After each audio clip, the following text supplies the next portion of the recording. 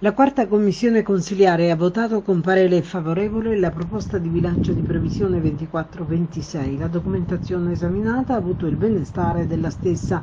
Il presidente Davide Cacciatore e i colleghi della commissione, il vicepresidente Simone Gramaglia e il consigliere Ilaria Settembrino si dicono soddisfatti. Dopo gli interventi dell'amministrazione, del dirigente nonché del presidente del collegio dei revisori, siamo consapevoli di aver votato favorevolmente una proposta che sicuramente è nella giusta direzione in termini del risanamento dell'ente. Auspichiamo che il percorso si concluda presto con il definitivo allineamento degli strumenti finanziari e con la possibilità di ingresso di nuove risorse vitali per l'attività dell'ente che ad oggi, come è noto, soffre di carenza di personale in tutti i settori.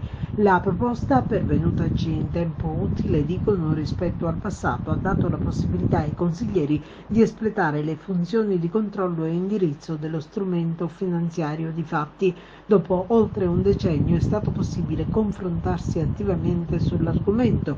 Riconoscere questo percorso intrapreso è sicuramente da sprone per l'amministrazione affinché si seguano le linee guida dettate dal collegio dei revisori con le loro dovute osservazioni. Questa commissione, concludono, non si dirà mai indietro e lavora al servizio del Consiglio Comunale quale organo di rappresentanza della città. Pertanto, visto il momento delicato, ci si aspetta una collaborazione propositiva anche dalle forze politiche di opposizione.